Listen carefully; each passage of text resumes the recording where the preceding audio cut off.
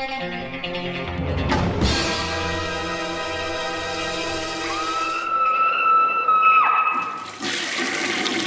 guys, what's up? It is week 319. I have a bunch of reviews for you, a big update, so let's hop right into this. First up from Arrow Films is Fighting Back. And when they announced this, I was like, that is so cool. This is a movie that's kind of was lost on VHS forever. No DVD release. It's got a pretty big actor in the star in Tom Skerritt.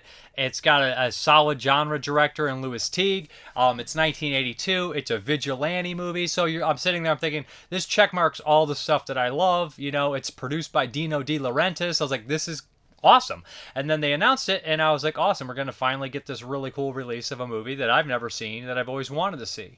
It also has a lot of familiar faces. It takes place in Philadelphia in a little Italian kind of neighborhood. So you got a lot of, Italian character actors that you've seen before, including the guy from Goodfellas with the fro, and he's also in Little Nicky's and a bunch of stuff. You'd recognize him right away. Carbone. He pops up in here. Yaphet Kotto's in here, which is great to see. It's a reunion from Alien, of course. Tom Skerritt was Dallas. Yaphet Kotto's Parker, so they're in here. And also, there's a little genre actor in here, which I think a lot of people get a kick out of. It has Pat Ryan in there. And Pat Ryan was in stuff like Street Trash, Eat and Run, Toxic Avenger, Class of Nuke 'Em High. He's got a nice little bit in here, a pretty fun role. So, okay, basically what happens is Tom Skerritt runs this deli, and the crime is through the roof. We have this news report in the beginning that's kind of in here, and it's edited, showing assassinations to JFK. Crime is on the rise, 395%. This feels kind of like a city that one of the later day Death Wish sequels would take place, like a 2, 3, or 4, kind of the crazy, rampant violence. It doesn't really carry in the rape aspect. It focuses more on the criminal aspect and vigilantism. And the main kind of villain is like kind of a pimp that he had a run-in with a couple times. Now, Tom Skerritt, it doesn't really tackle this. This movie's interesting in a lot of ways because we don't just follow a vigilante who's wanted by police. We follow a vigilante who kind of starts his own patrol. Think, Vigilante by William Lustig. And that way they were a little bit more violent and basically murdering people, Robert Forster and, of course, Fred Williamson. This one, they kind of try to walk the line. They have actually a police officer in the group with them. So there's parts where they go in a bar and start this giant bar fight. The bartender, of course, is a huge assistant director stuntman that you'd recognize. He worked with Walter Hill a lot. You know him right away. You're like, oh, right when I saw that guy, I said, he's getting the shit kicked out of him. He's getting some broken glass in his face, and it does not disappoint. So, it's just filled with a lot of these familiar faces. The action is good. Louis Teague does a great job directing. He directed 3 kind of horror films that I think everyone would know, including 1980's Alligator, which is chef's kiss. Then he did Cujo, and of course Cat's Eye from '85, also produced by Dino De Laurentiis. So we have a lot of this kind of stuff going on. It's well directed. It's well scored. The story is interesting, although at times a little ham-fisted. I wouldn't say ham-fisted, maybe just a little. There's a lot of it. So, there's parts where, they start to look at D'Angelo, who is Tom Skerritt, as some sort of, hero and to run for councilman. So there's that kind of in there. There's losing yourself. There's a racism angle. There's all that kind of stuff going in here. There's the police angle. There's the police corruption angle. So it starts going in all these different aspects, and it focuses a lot on different things here and there. So I feel like the plate was really full. I enjoy the movie nonetheless. I think that the performance is really good. Everybody seems to be having a great time. It's filled with a lot of good characters. The end scene is really unique as well. And it doesn't really, it brings up some questions, but it doesn't really tackle the vigilante stuff like you would. It brings up the questions, but still kind of tries to satisfy that catharsis that you have when you're watching a vigilante movie. There's a couple nasty bits in here, but there's good action. And Tom Skerritt is great. It's shot in Philadelphia and New York City in the 80s, so that's automatic plus for most people. This is just a really solid vigilante movie. Kind of reminds me a little bit of Walking the Edge, the Robert Forster, Joe Spinell movie as well. Although I think this is technically a bigger movie, a better shot and maybe made movie, but maybe not as good because I wouldn't say it's good. Because this is just every bit as good as it. Maybe I enjoyed that one a little bit better just because it has Spinell in it. Although I love seeing Pat Ryan in this movie. And there's just like a lot of Michael Cera's in. The wife is a really great actress too. She's very recognizable. But yeah, there's some really nasty bits that happen to the grandmother and the family dog, which are kind of shocking. But yeah, this does bring up some of the issues. Maybe it doesn't address them all completely or amazingly. But yeah, there's that. Louis Teague is interviewed on here. I love seeing him. I don't know if I've ever watched a full interview with Louis Teague, but I'm familiar with his films, and it was nice to see him talk about coming from the Roger Corman school, which all all so many greats do come from. And he kind of said the truth. Did he say this or did somebody else say this? I've been watching a lot of like low budget filmmaking movies, but I believe he quoted Corman as saying kind of basically, or his MO was to, hire somebody who's really great at something and put them in a over position. So hire like the best editor to edit a couple of your movies and but offer them a director position. So, you kind of, that's really cool to do. And it's win-win for everybody in that way. Besides the interview with Louis Teague, who did mention that he feels like he would have maybe handled the violence and the sensationalism in the media thing a little bit better, instead of showing Vietnam footage, whatnot. Understandable, different time. And then there's an interview with the camera operator, who was an Italian that Dino De Laurentiis wanted on the set, and he's got some really good recollections of the story and everything like that. Interesting to see, because so many of these movies, so many of these people Dino produced, they used Italian crews and stuff, and he said his assistant director was Spanish, so it seemed like a pretty wild shoot. Really good movie. Tom Skerritt, great actor. Everybody knows him from Alien. Horror fans know him from Poltergeist 3, Poison Ivy. He's in a great film called War Hunt with John Saxon, where he has a young role, also with Robert Redford. So that's kind of a hidden gem that somebody gave me for a Patreon pick. I think that's an excellent film, especially you Saxon fans out there should check it out and see Tom Skerritt. But yeah, this is a great release. It looks great. It sounds great. And I'm happy to have this one. This is the one. These are the kind of releases I look forward to. These kind of movies that you've heard about. You've never seen a good edition of them. They're kind of in the bootleg circuit. They're mid-tier movies when they came out, maybe didn't get that much popular or that much love, but were maybe vaguely known, like The Siege or something like that Severin put out, another excellent movie in this vein. But yeah, Fighting Back, really recommend checking this one out. Okay, this is going to be kind of a doozy here. I'm going to break it up, but we're doing all of them in this whole video. This is the Enter the Video Store Empire of Screams. I would love to see more sets like this if they did Enter the Video Store, the Academy set, or Empire of Screams Volume 2. So this focuses on 5, count them 5, Charlie Band produced movies from Empire Pictures. If you guys don't know Empire Pictures, they were before Full Moon. Charlie Band produced all these really cool movies, including like Prison and Reanimator and all that kind of stuff, and From Beyond, and they had the Empire logo, and they were just really cool movies. They riddled the video store. As a kid, they were everywhere, and this one puts 5 of them on here. Now 4 of these were on Blu-ray before, but Arena has never been on Blu-ray, and they actually found some elements, which is really cool. So the first one we have is Dungeonmaster from 84, Dolls from 86, 87, Cellar Dweller I think 86, 87 as well, Arena 80, 89. And then Robot Jox 89. So we're gonna pop this bad boy open. It's got a slip cover, all this cool stuff on there, all the listings. Pops off. You'll get a closer look at it, of course. Has a nice little booklet in here. Empire Screams, own them today. I really would love to see a second, third set, fourth set, kind of like the American Horror Project from Arrow. Those kind of sets always excite me, and this one is no different. So the first one up is going to be Dungeonmaster. Now this is an anthology, and there's different directors in here, so I don't want to forget anyone, but we got Rosemary Turco, John Beekler, Charles Band, David Allen, Stephen Ford, Peter Mangonian, and Ted Nicolodi, who did the Subspecies movies. Everybody knows Carl Beekler. He did the special effects and directed a slew of movies on his own.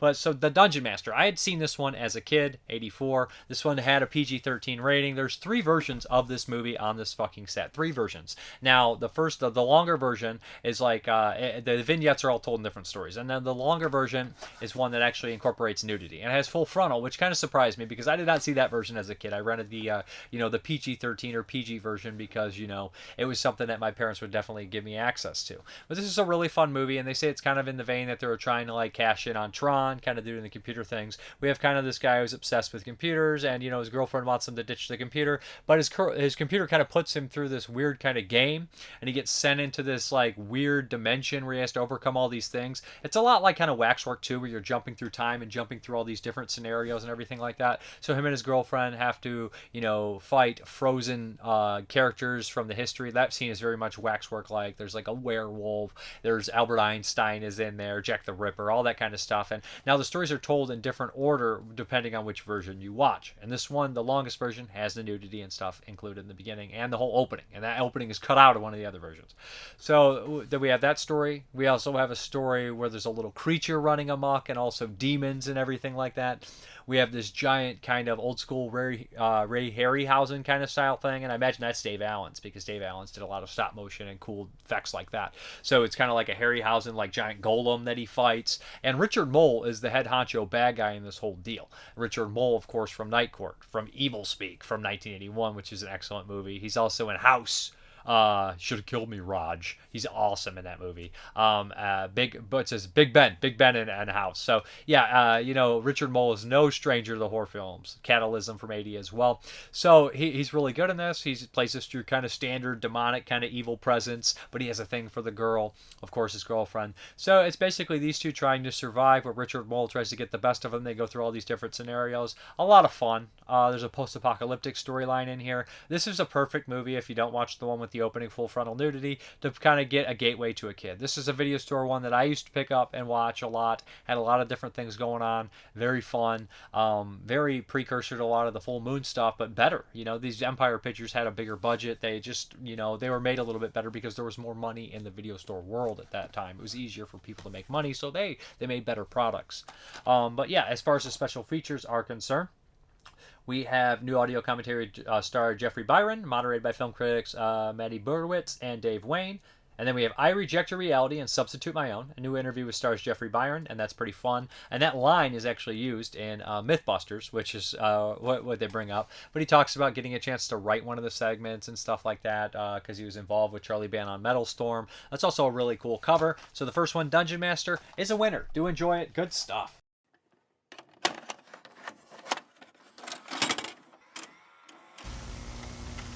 For entertainment on broadcast television.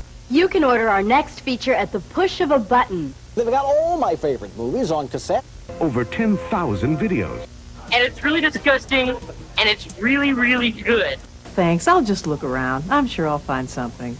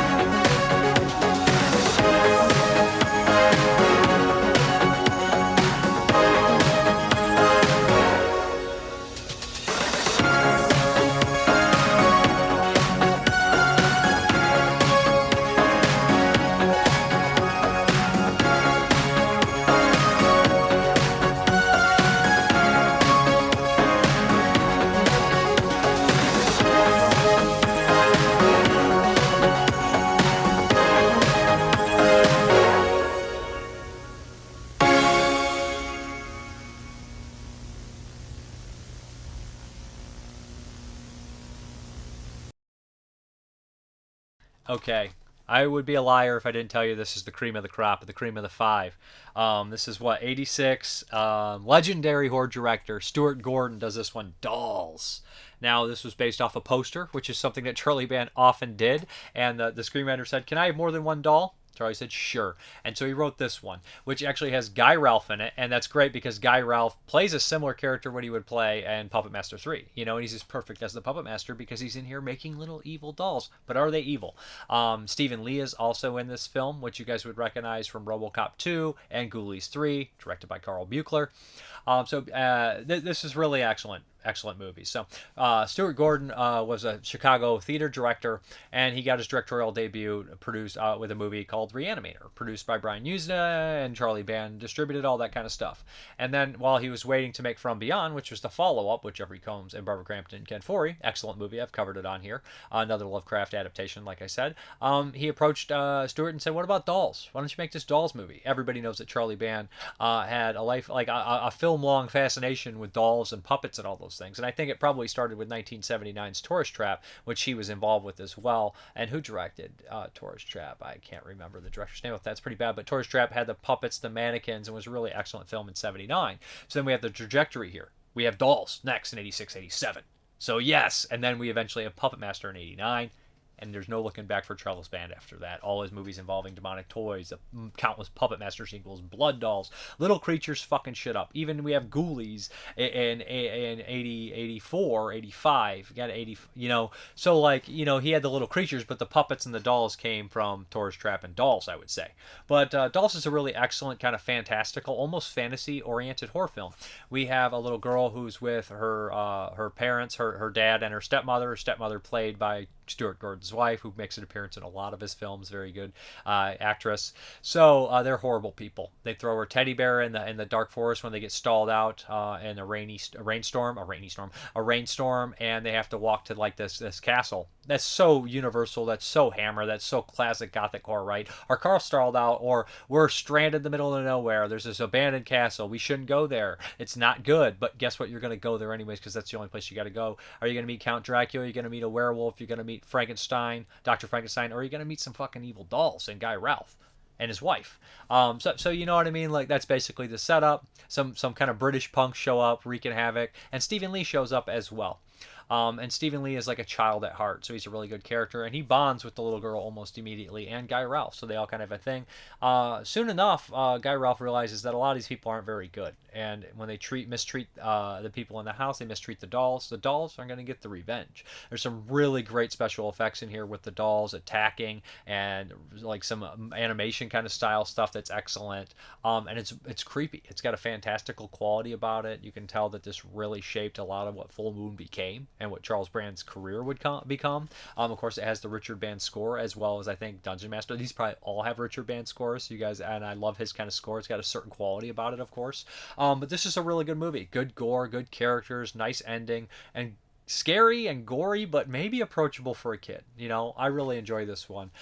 As kid friendly as Stuart Gordon can get, even though he did make The Man in the Ice Cream Suit, which I've yet to see. But this one feels like if Stuart Gordon made a kids movie. But it's horror, it's rated R, it's gory, and the dolls look excellent. They're awesome. As far as the special features are concerned, we have new audio commentary by David Duchovny, who worked with Stuart Gordon a lot. He does his commentaries usually with David Duvall, but he does it solo here. He's very informative. He talks about the making of the movie and all that kind of stuff. Then we have Empire alumni and friends to he's basically an Empire alumni and friend to Stuart Gordon, moderated by film critics Maddie Bergowitz and Dave Wayne. Archival audio commentary with director Stuart Gordon and writer Ed Naha. Archival audio commentary with cast members, of course, Caroline Purdy Gordon, Stephen Lee, Caroline Lorraine, and Ian Patrick Williams. Unfortunately, Stephen Lee has also passed away, which is really sad. Then we have Assembling Dolls, a new interview with Lee Percy, editor of Dolls, Reanimator, and From Beyond, and that's really cool. He talks about working with Stuart Gordon and saying, do we really need this in here? And Stuart Gordon usually would agree with him and go with his, obviously his take. Then we have Toys of Terror, the making of Dolls. This is an old archival stuff. This is really good. It has Stuart Gordon and some people in there who worked on the film. Film to storyboard comparisons. Yeah, so this is a great release of Dolls. It is a new 2K scan. So if you have the old Scream Factory and you're a huge fan, maybe you're interested in upgrading. I mean, I would definitely want to upgrade because I love this movie and it's been a while. But good stuff here. Okay, the third one up is directed by Carl Buechler. And like I said, Buechler started off as a special effects artist, but he worked on Dungeonmaster directing, and he did this, and then he would go on to direct Ghoulies 3, although he worked on all the Ghoulies films. He would direct Friday the 13th Part 7, and am I missing one? I think he did another kind of horror one that we would know, but Cellar Dweller, which is a great title, kind of a VHS staple, one that I think that we all knew because of the outlandish, ridiculous title, and it has an early appearance by Jeffrey Combs in here. Well, he's early in the film, I should say. So it opens up with this writer who's drawing this kind of classic, like, I guess it's like a horror comic, think EC Comics back in the 40s, and he's drawing this really violent comic, and all of a sudden it comes to life. The Cellar Dweller is not on the page anymore, it's in the cellar, it's attacking this beautiful woman, so there we always get nudity in here like that, and the whole house bursts into flames and everybody dies. We fast forward, there is this artist, this comic book artist or journalist, she's kind of like both, she's interested in the story, of course, and they're having like this kind of like artistic group of people that work from this house and everything like that in here, and it's like part of the academy. It's like they all answer to somebody, so she gets put in here. She's definitely with turmoil with the person who's running the place, and And there's a bunch of weird, zany people that are in here, I think artist types. But she wants to start kind of resurrecting the comic. She goes in the cellar when she's told not to, and she kind of brings the cellar dweller back to life, and it starts picking off the cast and crew or whatever not. But who's drawing the pictures? We will find out. Unfortunately, this is a good film. It's fine. It's perfectly acceptable. The special effects are amazing. I love the cellar dweller. He's really cool. Great stuff here. But the movie's a little lackluster. I know, like, it feels like it should be a 30-minute episode of Tales from the Crypt, and that's probably so because there was one with Harry Anderson where he did the comic book artist and they'd come to life, and at the very end he drew his wife, that whole story there. And that was a great Tales from the Crypt, but, an hour and a half of cellar dweller is a little much. The special effects are good. People get their heads knocked off. There's some nudity. The creature effects are cool. The premise is fun. It's just a little long for what it is. I don't think there's enough story here. Some of the characters are okay. Yvonne DiCarlo is in here, of course, so that's cool. And Jeffrey Combs. So it's got a nice little B-movie cast, and it's a fun movie. It's a perfect VHS rental, okay? As far as the special features are concerned, we have new audio commentary by special effects artist Michael Deek, who inhabited the cellar dweller creature suit, moderated by film critics Bujerwitz and Dave Wayne. Grabbed by the Ghoulies, a new appreciation of John Carl Buechler, special effects makeups artist of many Empire Picture films and director of Cellar Dweller by film critics Bertowitz and Dave Wayne again. And I got to give these guys credits for this because here's one thing. As Buechler never really got the credit he deserved. Because this guy worked on so many movies. He worked on Freddy and Jason and all these big kind of tentpole horror films and Michael Myers. And that's not even the best stuff he did. He worked on all the creature features for Empire Pictures. And Charles Band had a really good way of pulling like really talented people like David Al and Carl from big Hollywood careers and putting them in their own like place and giving them like creative control and giving them chances and everything like that. And like just funding their movies so they could direct and then move on and move forward, which is really cool. And this goes over this entire career, talks about all the movies he did special effects on, and he's an underappreciated guy, and I'm glad to see a little featurette in here about him. R.I.P. He died probably 5 or 6 years ago, if I remember correctly, but he was one of the better special effects guys of his time, and he does not really get the credit, and that's unfortunate. And I love Tom Savini more than most people, okay? But when people mention special effects, they just tend to mention Tom Savini 90% of the time. But, there's lots of guys. There's Stan Winston, Rick Baker, Rob Bottin, Mark Schustrom. There's a million guys. Carl Buechler. There's a million of these special effects guys. Steve Johnson. And I'm only touching, like, the big names. There's tons of guys under them. Chris Wallace. So, like, there's so many good special effects artists from the 70s, 80s, Dick Smith, and 90s, and even before. And you guys, they should be realized. Screaming Mad George. Just tons of good special effects artists. And Buechler is one. So that's a really great little doc on there. And then we have Inside the Cellar, a new interview with special effects makeup artist Michael Deek, and about his work on Cellar Dweller. And that's good because this guy worked with Buechler a bunch of times. He knows him well. He was Zombie in Day of the Dead, for Christ's sakes. I looked that up. I was like, oh shit. And he's also pops up in Arena, which we're going to be talking about. So yeah, he's in the suit. Interesting guy. I had a lot of good stories about this movie and everything like that. So yeah, check out Cellar Dweller. Like I said, my least favorite in the set, but yeah, I like all of them. So good stuff. Next up is another one that I used to rent as a kid, and I always remembered enjoying it, and this is Arena. Now, the writer basically wanted this to be kind of like a remake of the 40s kind of boxing movies, Body and Soul and everything like that. So this is like the late 80s, and this is basically kind of like Star Wars meets a boxing kind of tournament movie. Star Wars meets Bloodsport, if you will. So we're on some sort of, I don't know if it's like a rock or a space station or something like that. And there's this guy who works as a short order cook, and he gets in a fight defending his boss who has 4 arms, and it's all that kind of gag stuff. Like a lot of this is like the cantina scene or something in Star Wars. And at times it reminds me of Little Monsters, where you go in this weird kind of world and everything like that, and everybody's slightly deformed. There's aliens walking around, yada, yada, yada. Low budget, fun sci-fi stuff. So he kind of gets taken in, and he sees this like kind of underground, and the guy he beat up was a fighter, and this underground fighting circuit and everything like that's not underground, it's very popular, but it's a fighting circuit and everything, and he's always been into it, but he never wanted to fight because there's not been a human champion for like a long time. But since he beat up this guy who was a fighter, they approach him and ask, will you be the fighter here? We want you to do it. And he knows money to the main baddie, he has a fighter of his own in Horn, who's Michael Deek, and he's like this nasty villain. So of course he starts to train, and there's a lot of training, there's a lot of fighting, and there's a lot of bad guys behind the scenes pulling the strings, including one is played by Billy Butler, who's a director now. He's in stuff like Ghoulies 2. Texas Chainsaw 3, Friday 13th Part 7. He's in a slew of movies. He directs, a lot of the newer Full Moon stuff in Cleveland. So he's in here in a bunch of makeup as Skull, and there's a weasel character. A lot of weird, sleazy characters in here. There's some side boob and some like butt crack, but honestly, this really plays like a kid's movie. That's why I was always confused by some of the Empire and Full Moon movies. I was like, these are really for kids, but sometimes they'll have nudity and like stuff like that, explicit stuff, and like these feel very fun, but they're and childlike, but then they'll have nudity sometimes or violence. But Arena, yeah, this is a fun movie. The fight scenes, they're cool. They're well done. You can just see the kind of budget that Charles Band used to have because the video stores are doing so well, and it shows here. The monster effects are cool. The fight scenes are decent. The sets are fun. There's some good one-liners. There's some good side characters that are completely goofy, and there's some nice special features on here as well. So what we have here is a new commentary, of course, with director Peter Manoogian, moderated by the same film critics that work on this entire set.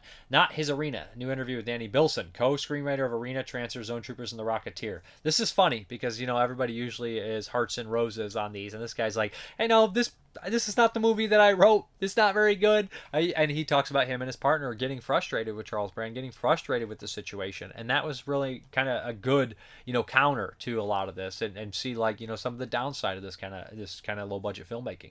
Empire of the Monsters, new interview with special effects and makeup artist Michael Deek and his work on Arena and creating the special effects for Empire Pictures. Again, he was involved with Cellar, a continuation kind of on this interview as well. So Arena. Now, originally, this is actually from the 2K restoration from 35mm print because they couldn't find elements at first, and they had this box set. Remember, they had that Empire box set, and they shoved in a DVD of Arena. Now we finally have a 4K, and it looks pretty good. It looks decent. Way better than expected after I saw that the elements were just from a 35mm print. And then last, but certainly not least, we have Robot Jocks. Again, directed by Stuart Gordon. A lot like Crimson Peak here, right? But it's a lot like those Japanese shows with the giant robots fighting in space and all that kind of shit that would predate Power Rangers.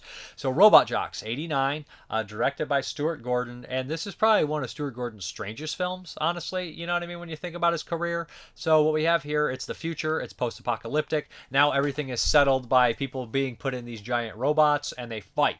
The main guy, I think, he didn't look too familiar to me, but some of the side characters, I guess, do, especially Paul Kozlo, who pops up in a couple Bronson movies, Mr. Majestic and The Stone Killer. He's pretty solid in this as the evil Russian character, of course. So this whole movie opens up, kind of this really crazy battle between them, and there's a devastating accident, and our lead here doesn't want to fight anymore. Meanwhile, they're kind of like making these perfect human clones to fight, to take over the kind of replacements for the fighters, the Robot Jockses, and they're like genetically modified. They call them the tubies because they're test tube babies. But not everybody's like kind of flocking to this idea, of course. And as it progresses, we kind of learn that the hero is not going to take the fight, and one of the new tubies is kind of stepping up, a love interest, of course, in our hero, and things start to change, and people get switched around, and there's some espionage going on. This is a fun movie. It's a cool film. The stop motion stuff is great. I enjoyed all of that. The end's a little weird. The end's a little lackluster, and Paul Kozlo is like, I don't know, not Paul Kozlo, but the main actor's like, I don't know what we were doing. I don't really think the ending should have probably been like that. It's kind of strange. But the fights are cool. It's pretty violent at times. Some people do get crushed. This is the good stuff. I actually enjoyed this one. I don't have that much to say about it. There's a really cool jungle gym sequence where they are training all the tubies, and they just have to go up this giant jungle gym that's like burning hot and shooting oil. This is a solid, fun movie. Post-apocalyptic. I wouldn't say post-apocalyptic, but different kind of dystopian kind of landscape and everything like that. Cool concept. Like I said, I enjoy this one. It's a fun movie. It's not perfect. It's not Gordon's best film, but it's not even his best film in the set, but it's a good one. And nonetheless, and it has a cameo by Jeffrey Combs, right? So as far as the special features are concerned, we have an archival commentary with director Stuart Gordon, another one with associates effects director Paul Gentry, mechanical effects artist Michael Rappaport, stop motion animator Paul Jessel, Crash and Burn, a new interview with actor Gary Graham. That's the lead here. Her name is Athena, new interview with actress Anne Marie Johnson, also the lead here. She's pretty good. She was from television, so this Crash and Burn, that's what they say to each other, which is funny because Charles Band made a movie called Crash and Burn for Full Moon. The Scale of Battle, David Allen and the FX of Robot Jox, a new documentary appreciation of stop-motion animator David Allen by those who knew him, featuring contributions from fellow visual effects practitioners David Murren, Yancey Caldoza, Paul Gentry, and John Vincent. And that's great because these guys are all contemporaries of his and they're showing him some love and talking about his career, which is something that a lot of people should see. Looking back, an archival interview with actor Paul Koslow, salvaged from the wreckage and archival behind-the-scenes photos courtesy of Associates Effects Director Paul Gentry. This is good stuff. All these are 2 new K scans, and this is a fun movie as well. If I had to rank them, we're doing Dolls first, then I don't know. The rest, Cellar, Dollar last, Dolls first. The rest are all very similar on the same par for me. But none of them are under 3 out of 5 stars. I like all of them. Dolls is great. Dolls is great stuff. A great set. More of these. I would love them.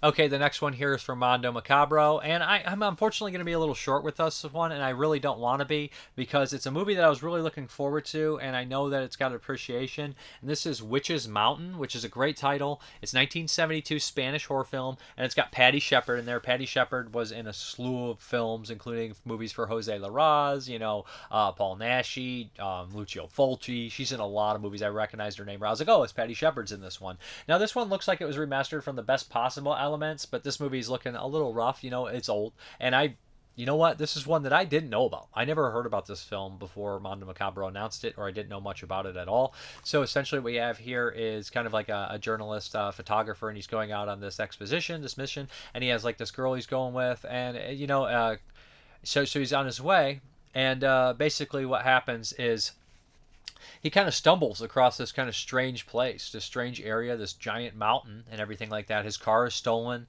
and it's really kind of a lot of like atmosphere building and strange things like like a kind of mythology and superstition, running into this old woman who tells him don't go out at night, the fog, nobody ever goes out at night, all this kind of shit. And they start to kind of spot people in these like, kind of robes and these cloaks, and the opening is really amazing. The opening catches your attention because there's this evil kid and a cat murderer and somebody being set on fire, and you're like, what is going on? But it's really kind of throws you for a curveball because the movie never really gets that crazy again.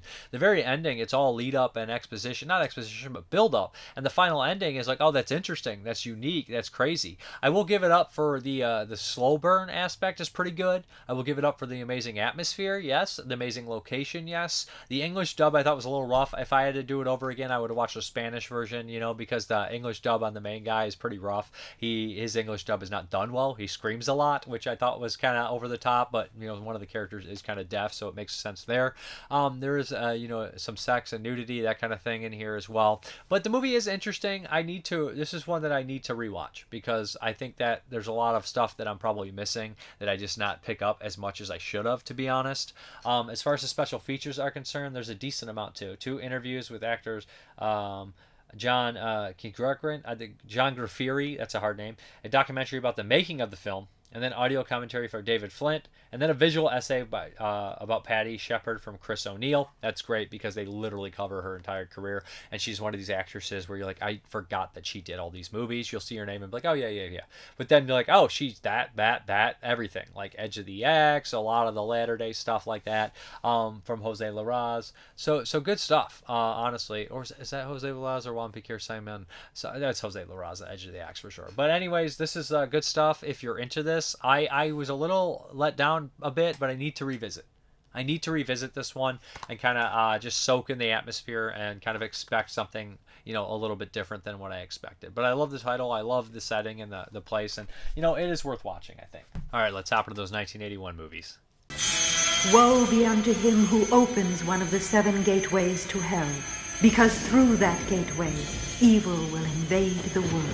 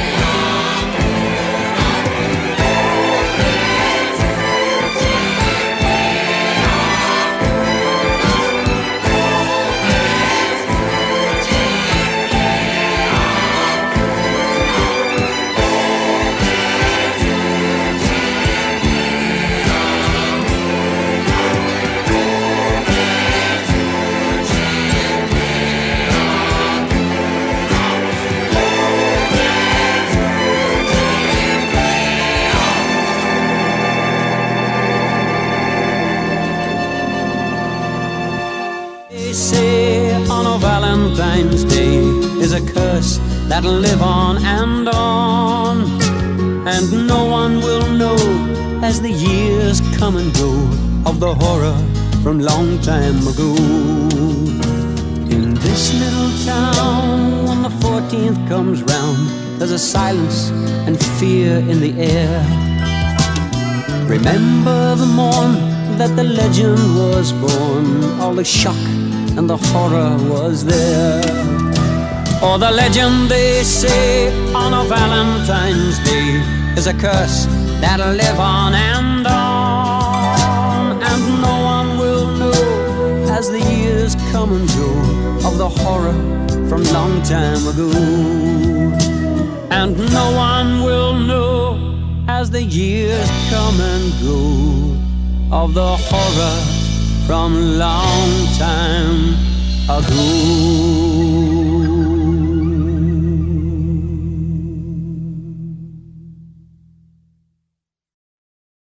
All right, the first one up is a doozy. And is this one a Hong Kong flick? I imagine it is a Hong Kong flick.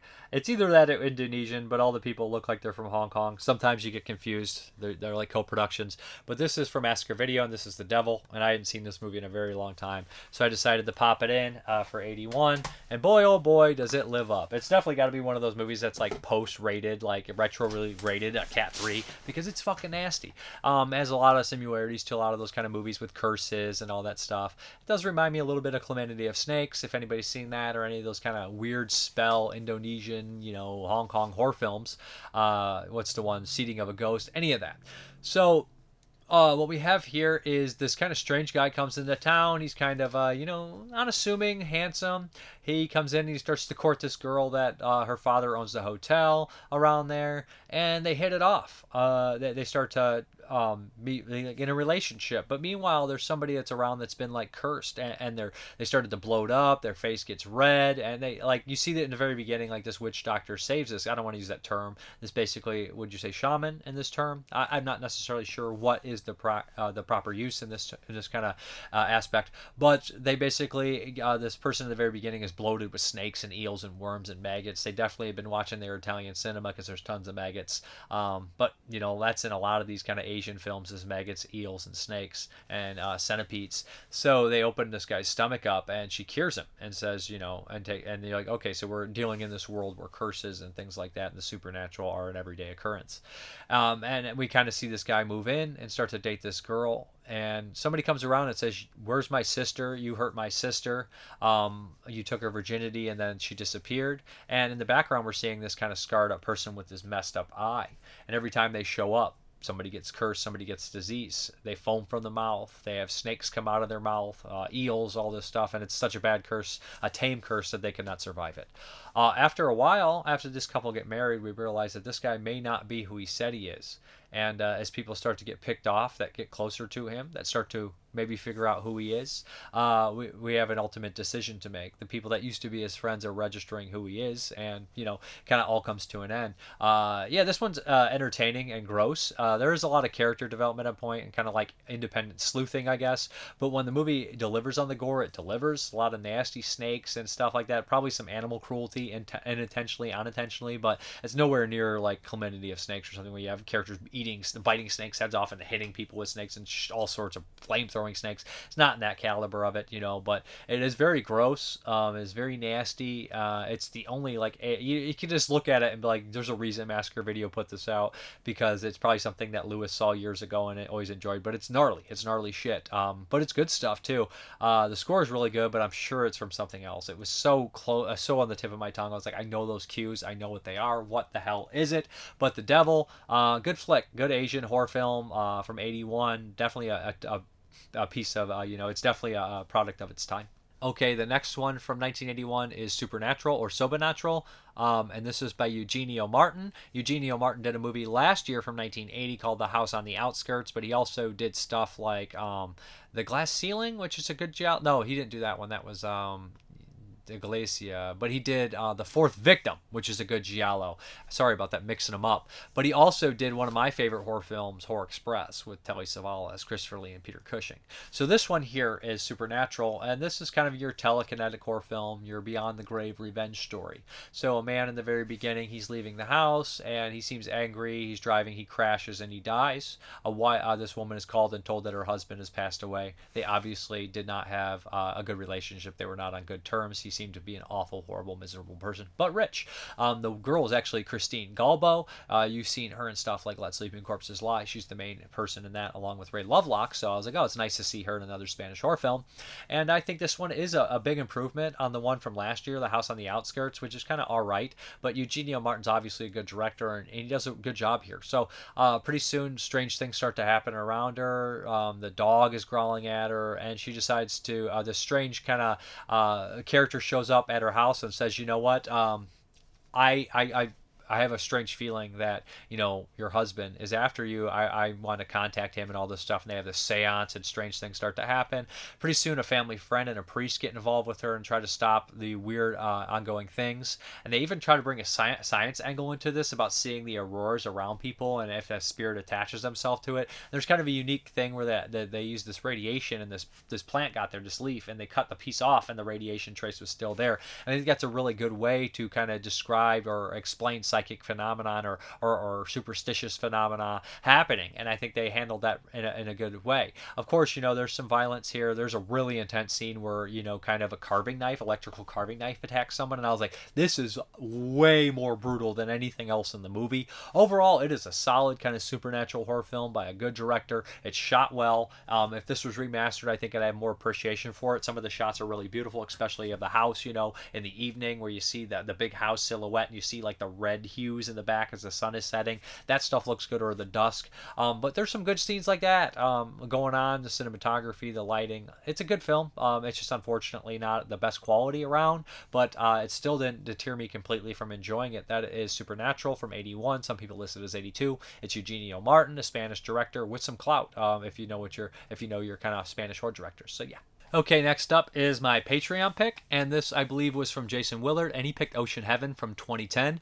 Now, I don't have all that much to say about the movie, unfortunately, but it's a unique movie. It stars Jet Li, and it's not your typical action Jet Li movie, and watching a lot of the Hong Kong movies that I would get to review, I've seen Jet Li kind of in a couple different lights. You see the badass Jet Li, and when I first initially saw Jet Li, it was Lethal Weapon 4. It's probably the first time I was introduced to him, and he was scary, and he was a villain, and he was dangerous. He was kind of like, I'm the evil Jackie Chan, and I was like, he is the evil Jackie Chan. But seeing like some of his other things in early works and having him follow kind of the same steps as Jackie Chan, having like comedic beats in some of his early martial arts films, I kind of grew a bigger appreciation for him. So seeing this Ocean Heaven movie, which is different, it follows him as a dying man who has to take care of his invalid son who has he's on the spectrum. He has autism in a major way, and he's dying. And he's looking for, it's kind of opening up the idea in this. In China, like, what do you do with your kid who is 21 years old but has the mind of an 8-year-old when you're gone? And you want to find him the best place he possibly can. So this is his struggle in trying to find a place, and him talking to other people about it, his coworkers, his family, his friends. Well, not his family because there's no one, but his friends and his coworkers. And then eventually even trying to train his son in how to live on his own. And it's very sad. It's filmed in a kind of a almost bluish hue, a darkish, depressive hue, but that makes sense because the movie has a lot of water motifs. It basically has all this kind of stuff, and I guess you'd say metaphorical stuff with the water, because the wife was a great swimmer, and there's a reveal about his wife. And in the very beginning, there's a really messed up scene that, as the film goes on, you kind of understand about it a little bit more. But overall, this is a really well done movie, you know what I mean? And Jet Li looks sad, he looks sick, he looks unhealthy. Good performance from the lead too, the mentally handicapped brother, and it's heartwarming at the end what happens. And I have to make the comparison to the movie. What was the one with Jackie Chan and Sammo Hung, where Jackie Chan is the older brother and Sammo Hung is the mentally handicapped brother, and he's a cop, and his cop buddies come in and help the situation at the very end. That's a really excellent movie too, but that incorporates the martial arts stuff. This was kind of incorporating something and bringing up an issue, and they wanted them to focus on the issue, not the martial arts stuff, although they probably could have done both. I don't know, probably not, but this is definitely a more darker, serious movie to look at. Jet Li as a different type of actor, but I enjoyed it. I thought it was good. You can watch this on Pluto TV for free with ads. That was cool, and it's in HD. It looks really good. It's a well-made movie. It's well shot. A lot of good water stuff too. So that is Ocean Heaven. All right, let's get in these questions, comments, concerns, all that jazz. Ilk Vomit, Mick88, McBain, Mendoza. Fun movie. Stephen Hyde sent a little smiley face. Thank you. Fog Beast 1981. I think that's Nick Mua. 1981 is the year that keeps on giving. It seems how many more great movies can there be? Love the bit at the end of the 81 promo. You may be dying with a nun, a bit blasphemous. Questions. 1. Is the longer cut of an excellent movie always better? I prefer the longer versions of both Wicker Man and Night of the Demon, aka Curse of the Demons. No, actually it's not. There's longer versions I don't prefer. I think Aliens is the not superior version. I think after you watch Aliens, the longer cut once, you're good to never watch it again. Maybe every once in a while. I mean, there's shorter cuts that are better for a reason, to be honest. Like the shorter cut of Just Before Dawn is better, I would think.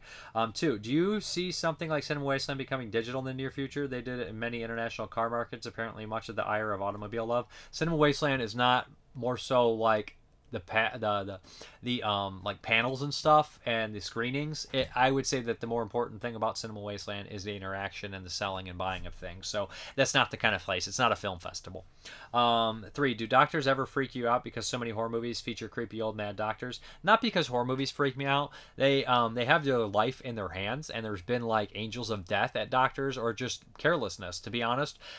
Cops, doctors, politicians, they're no different than us, to be honest. They're no different from any work environment. So every time you see negligence at your job or anywhere else, or laziness or anger or dangerous things happening, that's happening everywhere. And one day you could be on the bad end of it. So that's why it's important to understand that nobody, just because their place in life says they're better than you or smarter than you, is always that way. I mean, they can be very much so, and you should take the advice of most doctors, but sometimes people make mistakes, and it is good to be leery sometimes.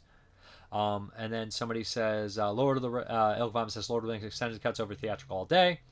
Okay. And then Ding Mua replies, yes, indeed, but not the same. I don't feel the same way about the Hobbit trilogy.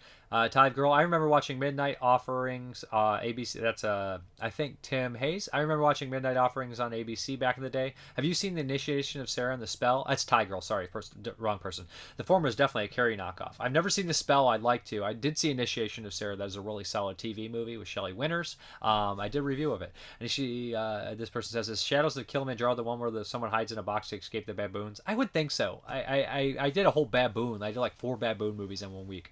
It's been a while since I watched that, though. Jesse Diaz, and I watched McBain last week. Didn't know what the movie was going to be about. I remember from the trailer I thought it was going to be a vigilante-style action flick about these vets killing drug dealers in the city. It is, but these mofos go to the Columbia and go kill the president and his army, and it turns into a war movie. You were mentioning songs, Dave. They remind me of the lady who sings about the abused dogs in those sad commercials. Sarah McLachlan, is it? But it also wanted to be patriotic, and it felt like the songs from Braddock Missing in Action 3. No doubt. Also, Private Parts should have been a Vinegar Syndrome release. I don't know. It's just too sleazy to be a Shout Factory title. LOL. I agree. Remember when they passed on Miss 45? I don't know what the fuck they were thinking. Mad Science Films. The Obashi set is amazing. It looks amazing. Tim Hayes. I remember seeing Savage Harvest on either the movie channel or Cinemax in the late 80s on Saturday afternoon. Seeing the one black guy getting killed off at the beginning and then the black maid getting killed. Then the little girl very stupidly trying to grab something on the front porch while the lions are sitting out there, only to nearly get dragged off by the lions and then rescued by her family. Some type of rights issues is keeping it from getting an HD release. I think maybe the soundtrack hasn't been cleared. I mean, they do sing Beatles in there. Acadam 1472. Lady Stay Dead is such a fun, twisted exploitation flip. Yep, film, no doubt. Ken Coakley.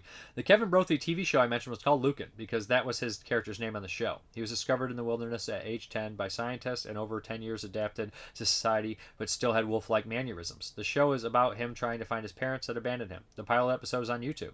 Coincidentally, Brophy and Peter Barton inherited $500,000 each by a man who never met either actor. He was a fan of Lucan and the Powers of Matthew Starr, a show that starred Peter Barton. I thought he was a fan of Hell Knight, but this guy collected Lucian and Matthew Starr stuff. That's strange. So, yeah, we're going to draw the Patreon stuff and then hop into the update. Let's get this here. I'm going to draw 5 names out, and then we'll get into that update. It's a big update, so I want to get right into it. What do we got? Oop, that one fell. There we go. First one up is David Luton, Wild Strawberries. And then we have David Scott, Faults 2014. That's 2. 3 more.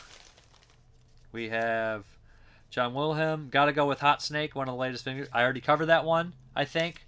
So if I did, which I'm pretty sure I did, shoot me a message and I'll get something else. So Dan the Cameraman won Best Documentary at the Oscars that I have not seen. So that's 4. We're going to do 2 more just in case because the John Wilhelm one. Nick Mua, Homicidal. We're talking about, of course, William Castle. And then last, we got Straight Time by Jim Simon. I've been looking forward to watching that one forever with Dustin Hoffman. That's a good list of movies there. Let's get into this update. All right, let's hop into this update. First up is Showgirls on 4K by Paul Verhoeven. You know what? Hot girls. I've never seen Showgirls. It's bad, right? I've heard about it for years, and I've always wanted to see it just because I hear it's super bizarre and weird. There's so much stuff going on in this right here. There's a book.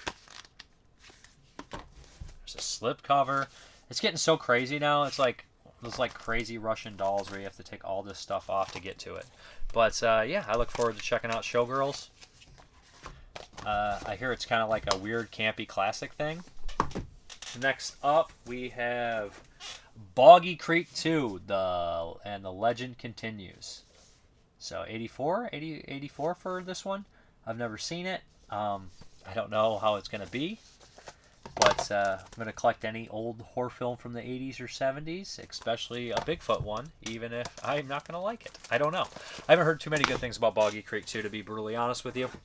Next up, we have another VSA. This is Ninja in the Claws of the CIA. That is a mouthful, let's be honest. Cool cover, though. Looks like a lot of fun. Digging the VSAs. Then we have one of their contemporary titles, Sick of Myself from Vinegar Syndrome. This looks wild. Looks like it could be a little disturbing, to be honest. The one tablet as often as you need until someone notices. Huh. Very bizarre. Very bizarre.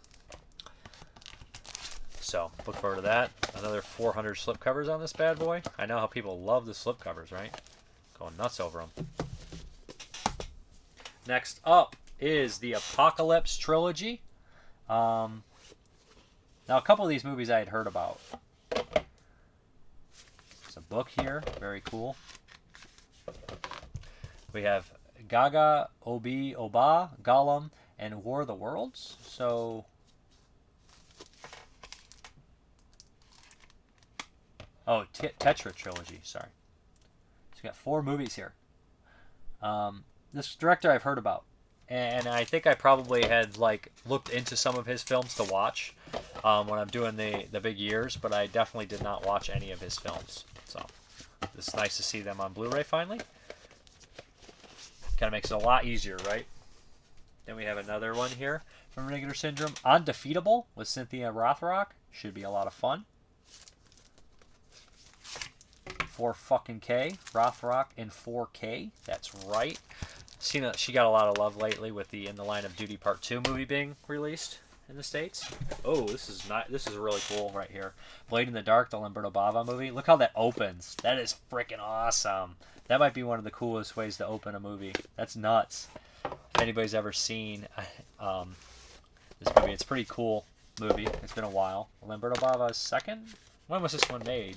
I can't remember. 84 maybe? After Macabre, for sure. But this is a 4K as well. I have not seen this in years. Definitely look forward to rewatching A Blade in the Dark. I don't remember how I felt about it. I remember it being pretty cool, but it's not one that I had seen a bunch of times. But yeah, I look forward to checking it out again. And that's probably the coolest cover they ever did, to be honest. One of them, for sure. Then we have Night Screams, which I remember. I don't know if I ever watched this one. It's a slasher, late 80s slasher film. Looks pretty fun. We got a rubber ducky on there. Rubber ducky. Another 4K. Dude, this is weird. Some of the shit getting on 4K is just intense to me. I kind of love it, though. I really do. But it's going to be really sad when like a lot of major classics don't get the 4K treatment, but we have all these weirdo movies on 4K. I love it, though. Villages of the Damned, 3 Whores from Spain. And I'm very excited about this because it has one of my favorite movies from 1970 on here that made my top 10. Nice booklet, of course. So yeah, it's got 3 movies here. Let's see what they are.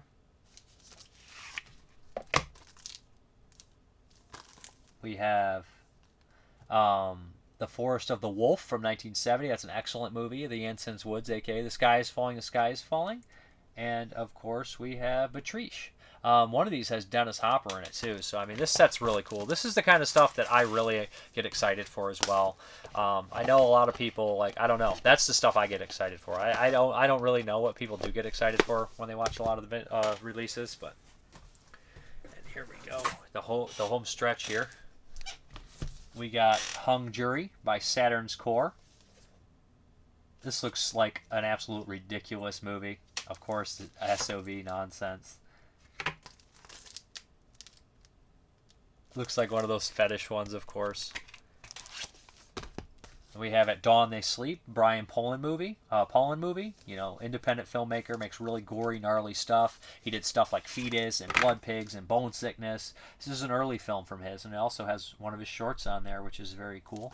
Yeah, I've never seen At Dawn They Sleep. I think I have an old DVD. Finally can retire that bad boy.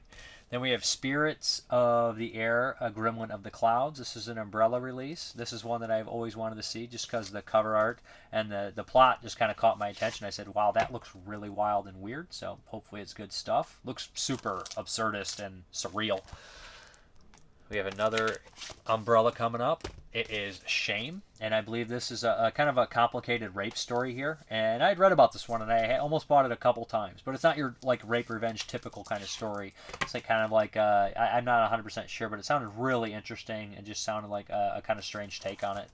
You know, weird for small town mentality, all that kind of stuff. Then we have Trouble Every Day, a film by Claire Denis, and this is a weird film. And I saw it a long time ago. It has the Beatriz Dali in it and Vincent Gallo. Very bizarre cast, very bizarre movie. Kind of a strange French extreme movie about cannibalism, artsy. Glad to have it on Blu-ray because I want to give it a revisit. I don't know how I felt about it originally. Then we have Dracula, the Dirty Old Man from EGFA. Can't go wrong with that. What we got here? Also, we have a bonus feature here. No, I don't know. But this looks interesting enough. Only got a couple more, guys. The home stretch. We have Virgin High from Culture Shock. And Linnea Quigley right on there. And it also has Hot Under the Collar, 2 sex comedies, 80s sex comedies. These are fun. They can be great. It depends. But that'll be a lot of fun to watch both of those in one night. Then we have Prague Nights here. Also looks very bizarre from Death Crocodile. Surreal stuff. I think this may be Czechoslovakian, Polish, something like that. Those movies can be very hard for me to digest sometimes.